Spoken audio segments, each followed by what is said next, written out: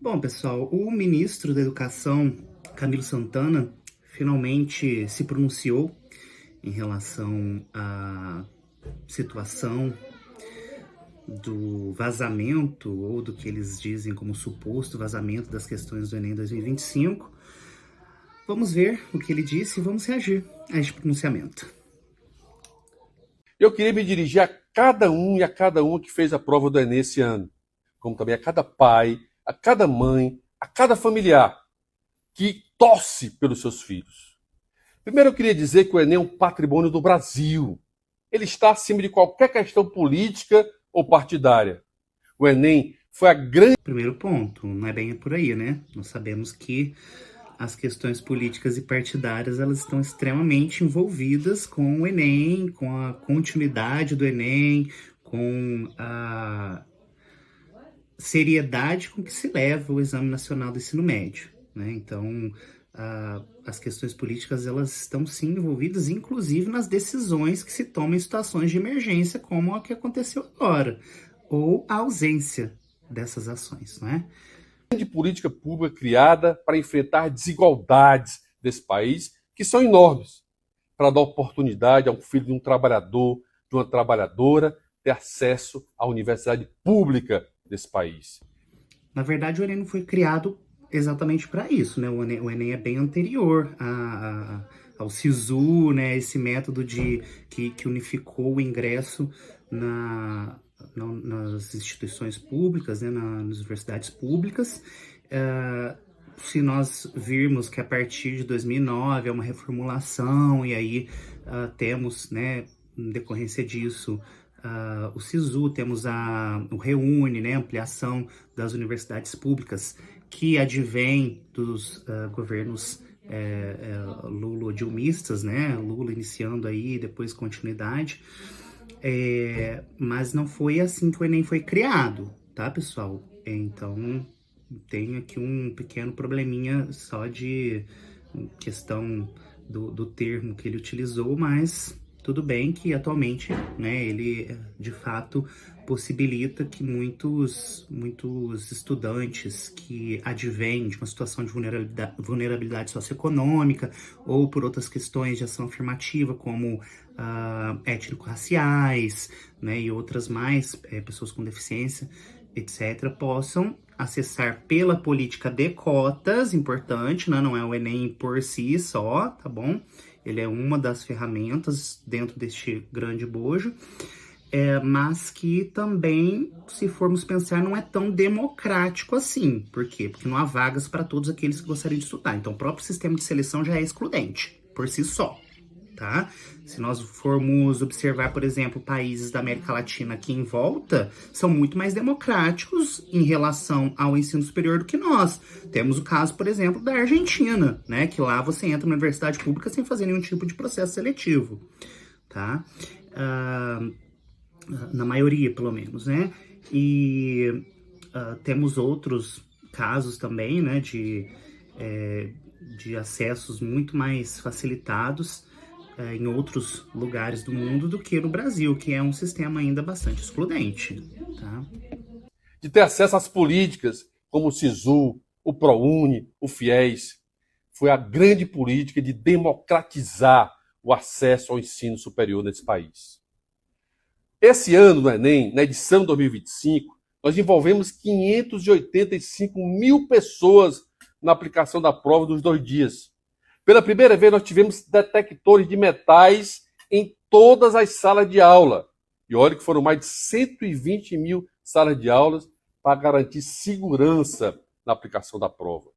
Demorou, né? Como assim? Porque não tinha antes. Como assim?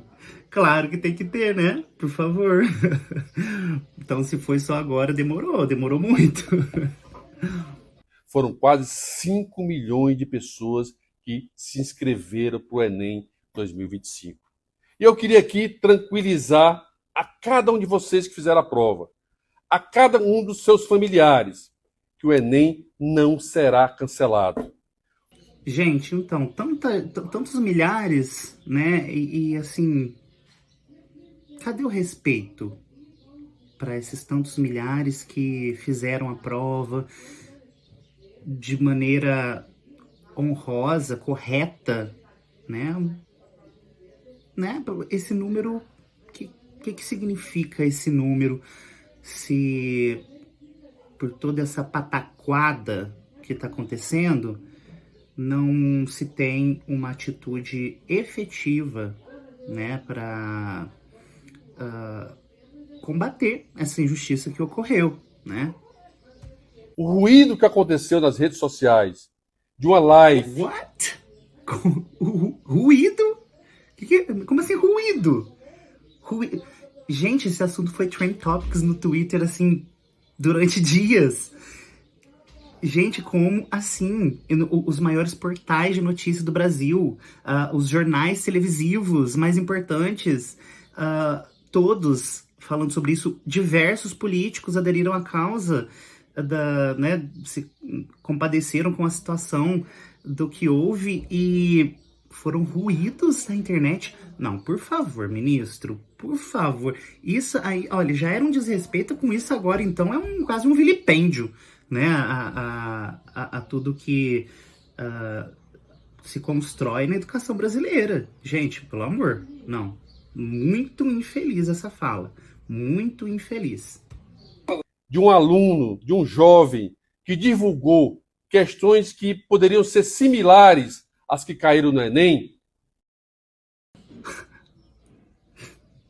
o INEP, a comissão do INEP, que é responsável pelo Enem, tomou a decisão técnica de cancelar, de anular 3 itens do Enem por um único objetivo, de prevenção e de isonomia. Poderiam ter sido similares. E aí a comissão técnica do Enem toma a decisão de anular 3, porque elas poderiam ter sido similares. Vocês conseguem ver uma disparidade em relação ao termo que ele utiliza e a ação que ele diz que foi tomada? Como assim, se poderia ter sido similar? Nem similar é, né? Porque poderia ter sido. Então por que anulariam? Não, ministro, por favor, né? Por favor, brincar com a cara dos estudantes a essa altura do campeonato, ministro, não dá, não rola, né? Assim, I'm speechless. De verdade, gente, tô sem palavras, tamanho desrespeito, né? Não tenho nem o que dizer sobre isso. É indignante, porque é óbvio que prejudicou, é óbvio que prejudicou. E o tempo que... mas não vai prejudicar na TRI, isso é verdade, né? Essas questões anuladas não vão prejudicar a TRI muito, né? Não vai ser algo, de fato, que prejudicará de maneira, assim, intensa, né, as notas, mas...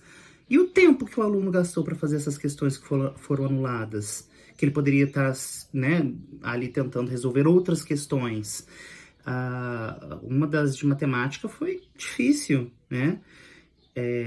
E as outras 2 também, uma de física. Gente, pelo amor, isso, independentemente, né, disso, tá errado. Então, não sei como que isso é uma medida eficaz porque ocorreu, entendeu? Bom, vamos continuar aqui, né?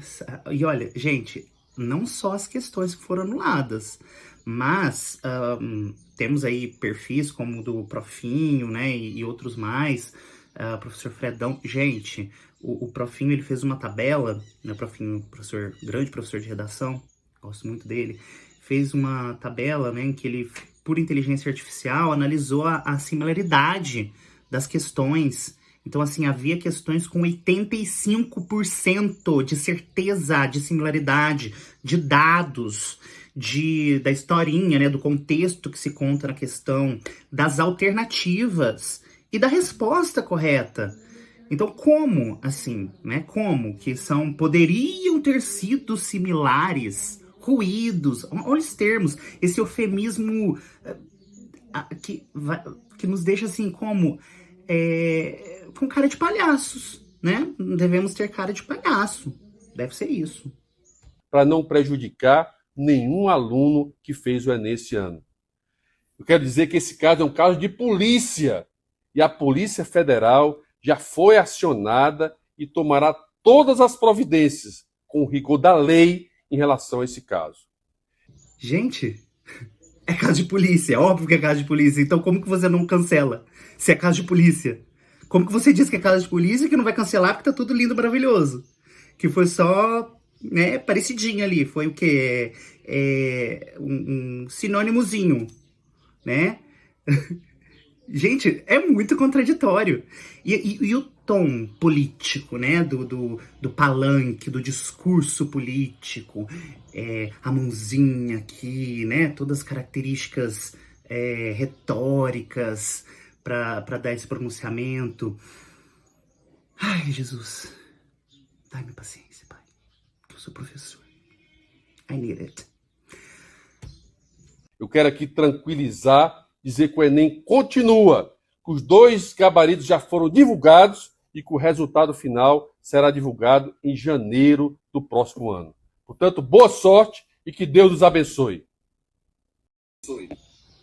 Meu querido, só com a sorte mesmo, viu? Só com a sorte e com a bênção divina, porque, olha, com a materialidade tá complicado a gente jogar, viu? Então, seu ministro, o que eu queria dizer pra você é o seguinte, que é isso que dá, né? A pessoa, assim, não ser professor de formação, né? Não saber o que é o empenho que você tem ali com seu aluno o ano todo, ou anos, às vezes, né? Aqueles que querem determinado curso, que às vezes é muito concorrido, né? Por esse sistema que é tão democrático de seleção dos estudantes para o ensino superior, passar por essa situação vexatória, né? Porque é vexatório isso, gente. É assim, é vergonhoso tudo isso que tá acontecendo, sabe?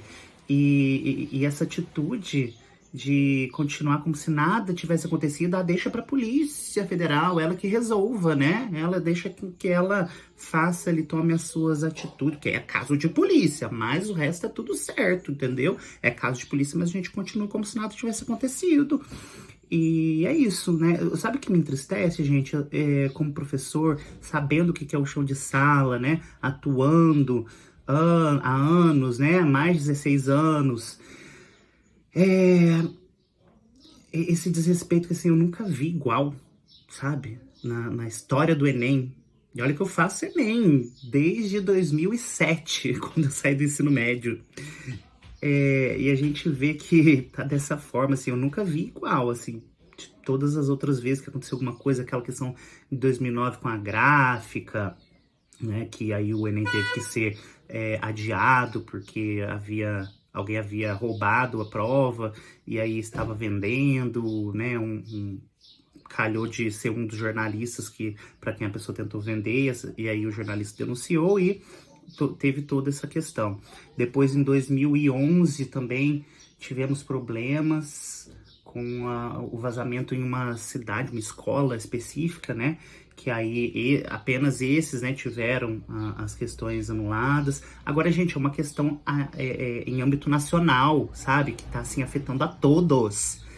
Foram só 41 mil pessoas. Gente, tudo bem, se a gente fizer a proporção, é um número muito pequeno em relação à totalidade, mas não interessa. Isso fere a isonomia do processo. O próprio ministro afirma que é para manter a isonomia, mas como que se manteve a isonomia se se outras questões também tinham similaridade e muito elevada, né? E aí somente 3 foram anuladas. Gente, olha, bola fora, péssimo, péssimo, horrível. É isso que dá, né? Um político, ele é engenheiro agrônomo de formação, nada contra os engenheiros agrônomos.